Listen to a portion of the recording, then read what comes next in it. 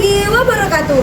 Kami mahasiswa dari Stikes Mitra Husada Karanganyar, program studi D3K Medis dan Informasi Kesehatan dari kelompok 2 semester 1. Video ini dibuat guna menyelesaikan tugas mata kuliah pengantar ilmu teknologi dengan dosen pengampu Bapak Rohmadi Eskom Mkom. Kami dari kelompok 2 dengan beranggotakan 5 orang.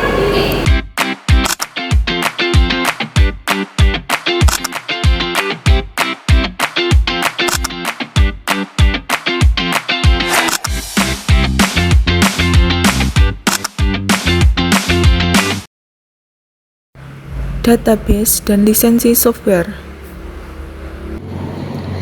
Konsep dasar database. Yang pertama, pengertian database.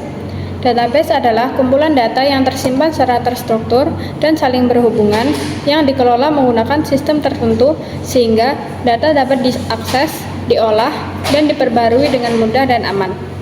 Yang kedua, komponen utama database. Yang pertama, data.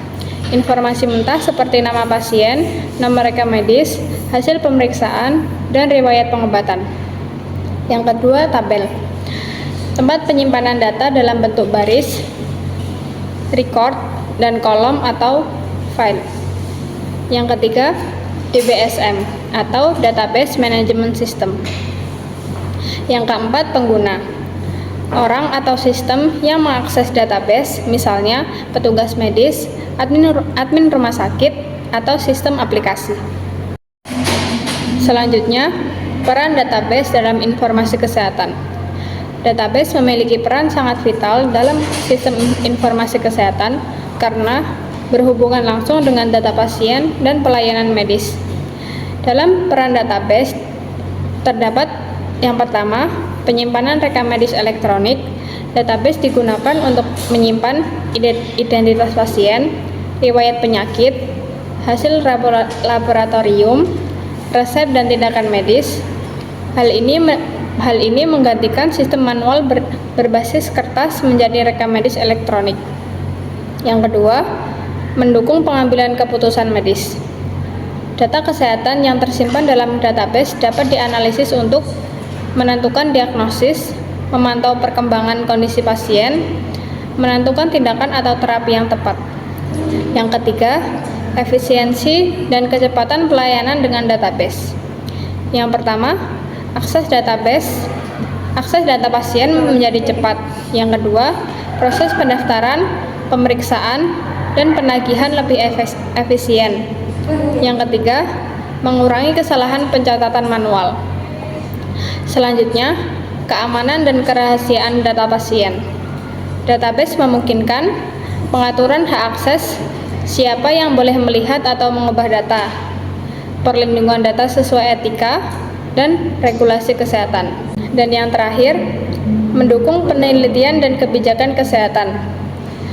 Data kesehatan dalam database dapat digunakan untuk yang pertama, penelitian medis dan epidemiologi. Yang kedua, evaluasi kualitas layanan kesehatan.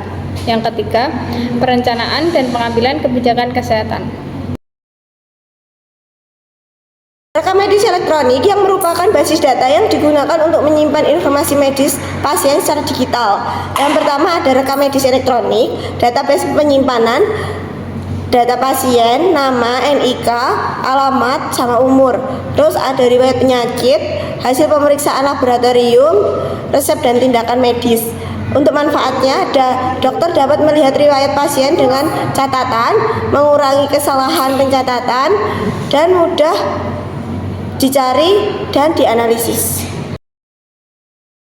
Sistem manajemen rumah sakit yang merupakan sistem basis data digunakan untuk mengelola berbagai aspek operasional rumah sakit seperti manajemen pasien, jadwal dokter, pengelolaan investasi obat, dan administrasi keuangan.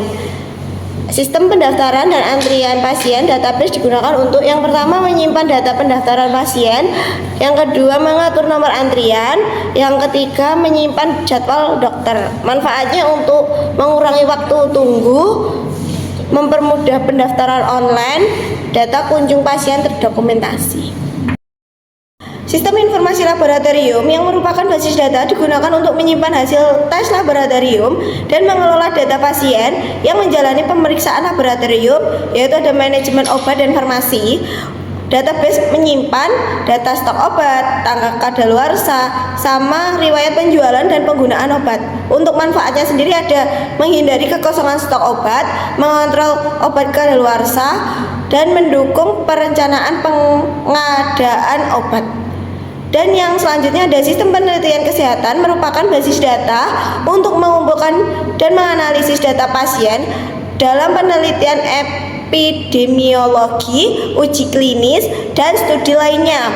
Ada sistem informasi laboratorium. Database digunakan untuk yang pertama ada menyimpan hasil tes laboratorium pasien, menghubungkan hasil lab dan dengan rekam medis. Untuk manfaatnya sendiri ada hasil pemeriksaan cepat diakses, mengurangi kesalahan input manual, dan data hasil lab tersimpan dengan rapi.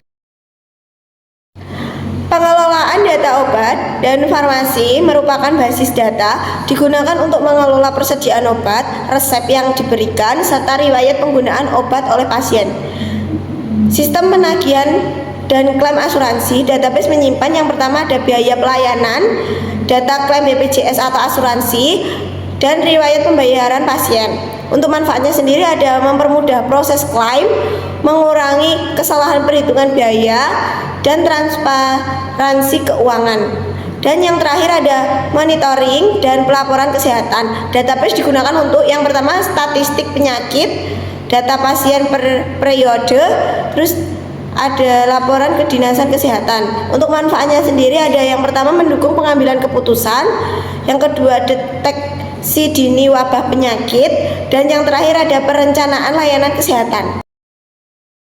Resiko pengelolaan database. Yang pertama ada resiko pada pemadaman listrik, yang kedua kehilangan data akibat kesalahan manajemen atau bencana alam, yang ketiga kerentanan terhadap serangan cyber, yang keempat penyalahgunaan data akses oleh pihak yang tidak berwenang.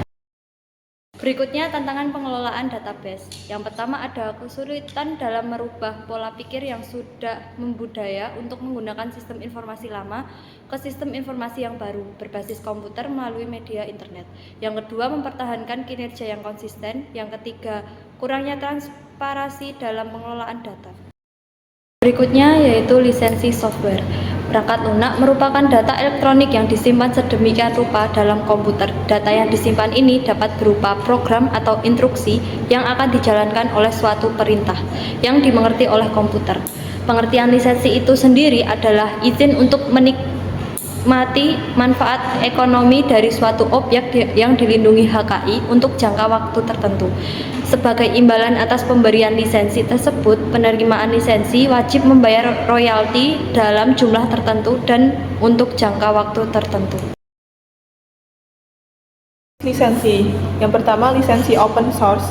A. GNU General Public License atau GPL. Lisensi ini memungkinkan pengguna untuk menggunakan, memodifikasi, dan mendistribusikan perangkat lunak dengan syarat bahwa semua karya turunan juga harus dilisensikan di bawah GPL.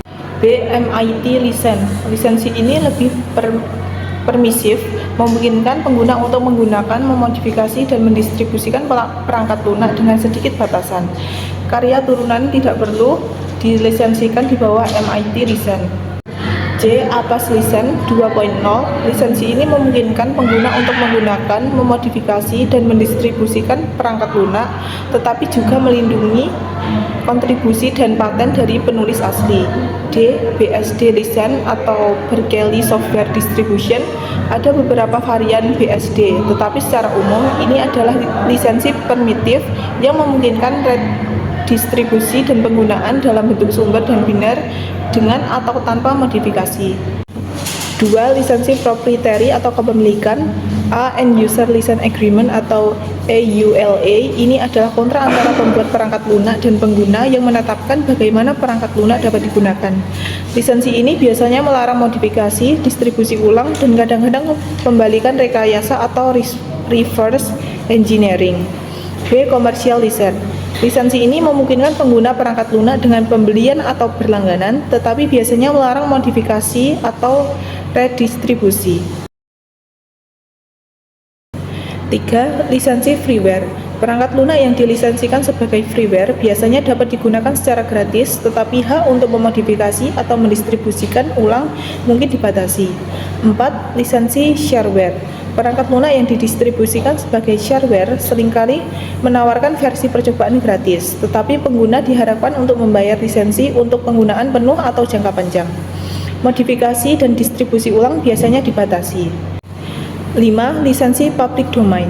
Perangkat lunak yang dilepas ke public domain tidak dilindungi oleh hak cipta dan dapat digunakan, dimodifikasi, dan didistribusikan secara bebas tanpa batasan. 6. Lisensi proprietary atau kepemilikan, meskipun lebih sering digunakan untuk karya kreatif seperti gambar dan teks, beberapa perangkat lunak juga memungkinkan lisensi Creative Commons yang memungkinkan pengguna untuk berbagi, menggunakan, dan memodifikasi perangkat lunak dengan syarat tertentu, misalnya atribusi atau non-komersial, dan lain-lain. 7. Lisensi copyleft. Copyleft adalah konsep yang melindungi kebebasan perangkat lunak dengan memastikan bahwa karya turunan harus didistribusikan di bawah lisensi yang sama atau kompatibel dengan lisensi asli. Contohnya adalah GPL. Pentingnya lisensi dalam penggunaan aplikasi kesehatan. Yang pertama ada perlindungan data pasien. Aplikasi kesehatan mengolah data sensitif seperti identitas pasien, rekam medis, diagnosa, dan terapi. Lisensi memastikan aplikasi digunakan sesuai standar keamanan, tidak disalahgunakan, dan atau dimodifikasi secara ilegal, mematuhi regulasi perlindungan data, misalnya kerahasiaan rekam medis. Yang kedua, ada kepastian hukum bagi fasilitas kesehatan. Penggunaan aplikasi berlisensi berguna untuk melindungi rumah sakit atau klinik dari tuntutan hukum, menjamin penggunaan software yang sah dan legal, dan menghindari sanksi pidana maupun perdata. Yang ketiga, ada menjamin kualitas dan keandalan sistem. Aplikasi berlisensi berguna untuk mendapatkan pembaruan atau update sistem dan mendapatkan dukungan teknis, technical support, lebih stabil dan minim error. Hal ini penting untuk mendukung pelayanan kesehatan yang cepat dan akurat. Yang keempat, ada mendukung etika dan profesionalisme tenaga kesehatan. Menggunakan aplikasi resmi mencerminkan tanggung jawab profesional, kepatuhan terhadap etika kesehatan, dan integritas dalam pengolahan data medis. Selanjutnya ada contoh pelanggaran lisensi aplikasi kesehatan. Contoh pertama, menggunakan software rekam medis bajakan. Sebuah klinik menggunakan aplikasi rekam medis tanpa membeli lisensi resmi atau crack. Bentuk pelanggaran, penggunaan tanpa izin pemilik software dan melanggar hak cipta. Yang contoh kedua, ada menginstal aplikasi berlisensi tunggal untuk banyak komputer. Lisensi hanya untuk satu pengguna, tetapi dipasang di banyak unit komputer rumah sakit. Bentuk pelanggarannya adalah pelanggaran ketentuan lisensi pengguna dan penyalahgunaan hak akses. Contoh ketiga adalah modifikasi sistem aplikasi tanpa izin, mengubah fitur aplikasi kesehatan untuk kepentingan tertentu tanpa persetujuan pengembang. Selanjutnya ada dampak pelanggaran lisensi aplikasi kesehatan. Yang pertama ada dampak hukum, yaitu antara lain denda finansial, gugatan hukum, sanksi pidana sesuai Undang-Undang Hak Cipta. Yang kedua ada dampak keamanan data, resiko kebocoran data pasien, penyalahgunaan informasi medis, hilangnya kepercayaan pasien. Yang ketiga ada dampak operasional, yaitu ada sistem tidak mendapat update, aplikasi mudah error atau crash, gangguan pelayanan kesehatan. Yang keempat ada dampak reputasi fasilitas kesehatan. Dengan menurunnya kepercayaan masyarakat, citra rumah sakit dan klinik menjadi buruk, potensi kehilangan akreditasi. Terima kasih.